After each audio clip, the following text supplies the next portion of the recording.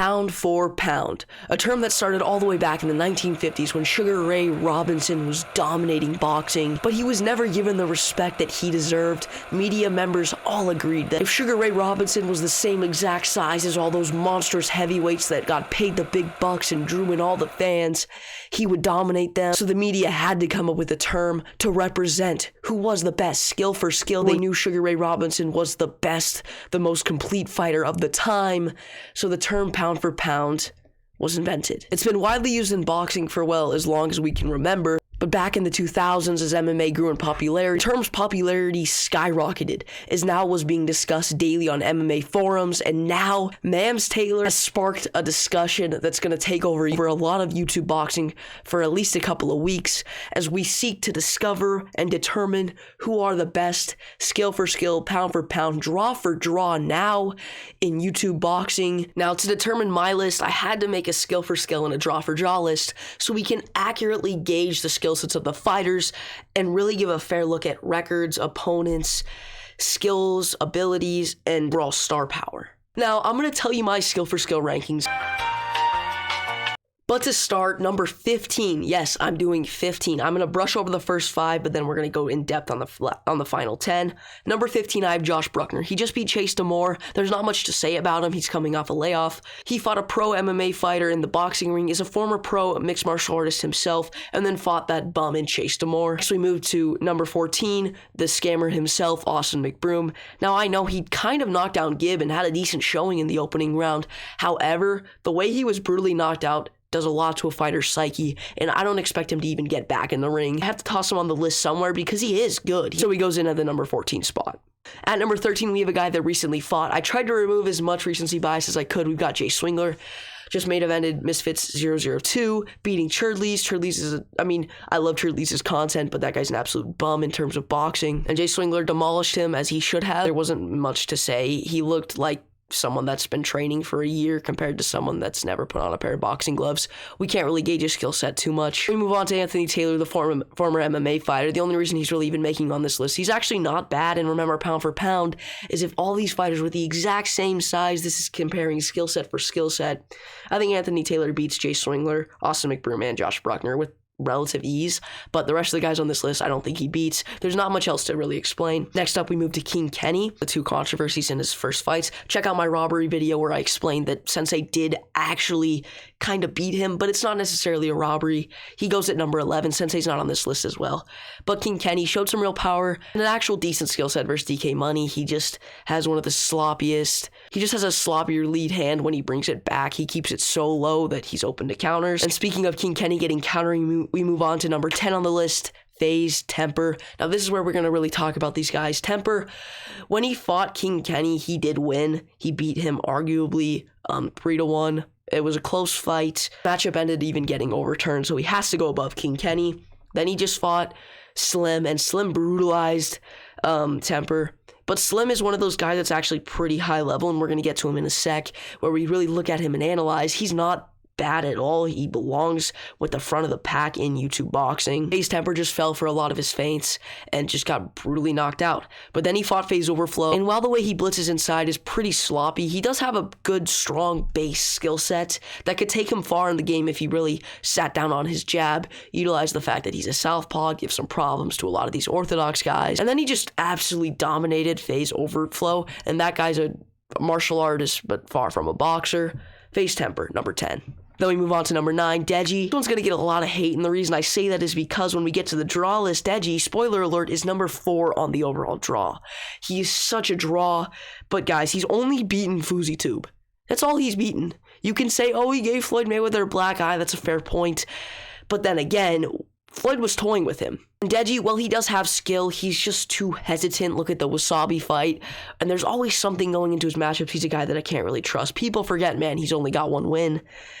Then we move on to number 8. Now, this one's a little controversial where I'm placing him on this list. We have Slim. Now, remember, this is just a skill for skill. Slim is a guy that marches forward. He's a marauder and has success because he has power and feints low, crashes into the clinch like this, swings a sloppy overhand right hook, and catches his opponents. It's not to discredit him either, but from the outside, he has some pretty over-exaggerated head movement that could get him caught if he faces some legit guys. So Slim going at number 8, could definitely see him moving up even to number 5 if he wins against this next person. Number 7, Anisan Gibb. Gibb has shown to be very, very good when he's not acting like a crab. He's got pretty good skills. The Taylor Holder fight and the Austin McBroom fight are really the only ones I want to look at for this. The other ones too long ago. It wasn't that good, and the Jake Paul fight we're going to ignore for obvious reasons. But Gibb completely dominated Taylor Holder, a guy that was touted to be actually pretty good, and hopefully we get to see him return because he doesn't look bad at all. He was just super hesitant because of the Gibb's relentless forward pressure, and what Gibb did to Austin McBroom showed he actually has some power, something a lot of people didn't see in him. I didn't either. He's not an athlete, he's a chubby short crab, but he works hard. He's the Marvin Vettori of YouTube boxing. Not really skilled naturally, but is a hard worker and is kind of ugly looking. Then we move on to the number 6 spot. We've got Salt Poppy. No one really knew who he was until he entered the scene. Everyone now knows the name Salt Poppy if we're talking about YouTube boxing because he's brutalized Halal Ham. Not the best win. The other guy he fought, not the best win, but he showed that he's pretty high level, and according to multiple reports, guys like Face Temper King Kenny are ducking him. No one wants to fight this guy. He's a guy that's clearly been boxing before he did this YouTube boxing thing. He's legit. Next up, we move to number 5. This one might surprise some people. We've got Logan Paul on a lot of traditional lists. We've got Logan Paul at number 3. But man, Logan Paul, he's never won a fight. He's never won a fight.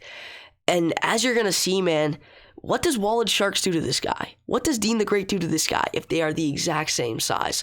Logan Paul fights with a lazy, hands-down style. And while he did have some success against Floyd Mayweather, there was a massive size advantage, and against KSI, he lost. But Logan Paul, he cannot be anything above guys like Dean the Great, Wallet Sharks, KSI, or Jake Paul. You can't put him above him. Speaking of that upper echelon, that's number 4, I have the Nightmare himself, KSI. Now, I know, as we're going to talk to in the draws, he's number 1 in the drawing power. That's not a spoiler to anyone. But, man, he got caught by Swarms, a man with 2 weeks of boxing experience. There's no doubt that KSI is the hardest worker in the room. There's no doubt in my mind that KSI is an extremely hard worker. But he does not have a jab to the head. He has a jab to the body and a right hand to the body. Both really good, strong, straight shots. His left hook, he throws like this. Right hook, he throws like this. His overhand right, throws like this. Still, this is not me making fun of the KSI who supposedly made this big transformation to fight Swarms. No, I'm talking about the KSI that fought Swarms, not the guy that fought Logan Paul. The guy that fought a 17-year-old boy that was flown to Mexico against his will. KSI, well, he has a lot of drawing power and some skills. He throws his jab like this, which telegraphs the right hand coming. There's a lot of things in this game that he can improve, though. And speaking of KSI, we got to talk about the guy that KSI was talking to, promising a rematch to, Wallet Sharks, coming in at the number 3 spot. Now, I know this one might be a bit more of a shocker for you guys. You might have expected Wallet Sharks to be below guys like Salt Poppy and Gibb. But man, you cannot tell me that Wallet Sharks, pound for pound, size for size, is better than Gibb. Gibb has power, don't get me wrong, but size for size, smaller guys are always going to be at the top of the list. Now, you have got to take into account schedule for the skill set, for skills. So, number 1 is going to be Jake Paul. That's a spoiler alert. Number 2 will be Dean the Great. Now, the reason Jake Paul is number 1 is because of his opponents that he has fought, and he's found ways to beat them. Tyron Woodley and Anderson Silva are legit. Wallet Sharks is better than KSI. Pound for pound, skill for skill. The only problem with Wallet Sharks is the strength of schedule, and that's why we could flip KSI and Wallet Sharks. But KSI just fought a 17-year-old boy from Mexico, all right? Like, there's not, and he's pushing 30, right? Like, I don't really have much to say in that department. Dean the Great, I think Evil Hero's better than people say he is. So Dean the Great has to be number 2. Jake Paul has to be number 1. I don't see how you make a YouTube boxing pound for pound list and don't have Jake Paul at number 1. Next up, though, we move to the drawing aspect of things. Now, I already touched on number 1, so I'm just going to go down the list from top to bottom, and I'm going to do it quickly. Already in the comment section, I guarantee if this video gets traction, we got KSI fans in here saying, this is ridiculous, KSI's number 2, you don't know what you're talking about. And while I could sit here and make claims to my credibility, explain why I know what I'm talking about, it's really not worth it. Because KSI's fan base is so relentless, he's the number 1 draw in YouTube boxing without a doubt. He fought Swarms and Luis Alcaraz Pineda, and I guarantee did more pay-per-view buys than Jake Paul's done in his last 2 fights combined. Coming in at number 2, obviously it's Jake Paul, the number 1 in the skill for skill, number 2 in the draw. He's a pretty big draw because of the trash talking, but only when he's fighting MMA fighters. It's hard to argue, though, that he will do under 100,000 buys if he's fighting someone new that he hasn't fought. Jake Paul relies heavily on his opponents, though, so the draw aspect, we could take him below Logan Paul. Those 2 are switchable in my eyes. Next up, number 3, Logan Paul. We could switch him with Jake, as I just said. He's fought Floyd Mayweather. He's fought KSI in a fight that did over 1 million pay-per-view buys, a high-grossing event. I think Logan Paul could be a higher draw than Jake Paul, but everyone talks about Jake Paul, and everyone is streaming Jake Paul's fights illegally. So mainly because people hate Jake Paul, they don't want to give him money. People are streaming his fights illegally. I would bet money. So it's hard to sit here and say that Logan Paul's a bigger deal than Jake Paul, because who does the internet hate more? Jake Paul. So we move to the number 4 spot, the brother of KSI, Deji. This kid's a superstar. He just fought Floyd Mayweather. Everyone loves this guy. I don't think I've ever been that happy watching someone win a fight, at least in boxing, than I was when Deji beat FuziTube. We move to number 5, Slim Albahair, the Slim Reaper himself, the Hitman. You know, he's made a name for himself because he keeps knocking people out, doesn't have a big YouTube following. Not a lot of people cared about him, but now people care.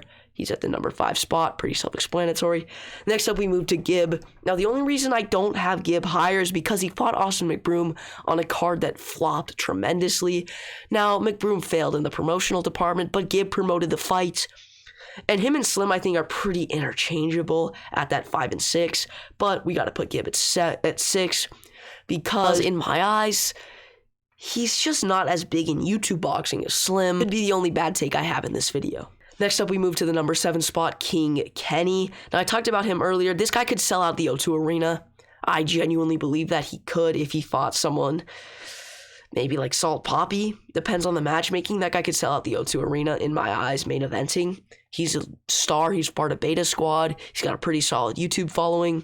Next up, we move to Jay Swingler. Once again, that TGF, I think. They're big. He's pretty big. He's got like 2 million plus subs. Main evented a Misfits card, a card that didn't do terrible according to what I've heard from sources. There's really not much else to say. He's a big name. As long as he keeps his head out of microwaves, we'll see him in this game for a while. Next up, Dean the Great. Now, Dean the Great doesn't have a big YouTube following, but the fact that he keeps beating these guys, these legit guys, his name and his star power is slowly going up. He's got to be at number 9 on the list. Number 10, Salt Poppy, like I said earlier. No one really knew about him until he started beating people in the scene and dominating them. Him and Dean the Great are pretty interchangeable at that 9 and 10 spot. But now we move on to my overall list. We're going to start at 10 and work our way up to number 1. At the number 10 spot, now this is a tie for the 10th and 11th spot on the list. I've got King Kenny and Jay Swingler tied. King Kenny is ranked number 7, Jay Swingler's ranked number 8 in the draw power, and then when we look at the skill for skill comparison, King Kenny's number 11 on my list, Swingler's 13, they're pretty even, lower level in the skill department, but big draws. Next up, we move to Wallet Sharks, this guy that wasn't even on the drawing list. He is so good, he has to be high ranked on the overall list. You gotta put him at number 9. Everything that he lacks for in his star power, he makes up in his skill set. Next, we move on to another guy that maybe wasn't the biggest name. We've got Salt Poppy. Salt Poppy, really high level and a decent sized draw. Every time he fights, more and more people know about him and know who he is, so you can't doubt him. He could make his way up this list as well, but for me, I think putting him at the number 8 spot is a pretty comfortable spot for him. He slides right in there below the number 7 spot and Nissan Gibb. Now, Gibb is a guy that has a loss on his record in the form of Jake Paul, a guy that, as you'll see as we go on, really high level, big name, big skill set. The thing is, that's his only loss. He dominated Taylor Holder. He has a really solid fan base. Number six on my star power list. Strong fan base, high level skill set. Look what he did to it. Austin McBroom. He's just got a few weaknesses that kind of bring him down on my list. They're just small, minute details that I'm really just nitpicking at. Number 5 and number 6, once again, it's a tie. I have Slim and Deji. Deji, big star, but skill set not quite there compared to guys like, I don't know, like Salt Poppy. But he's such a big star, you have to put him up higher on this list.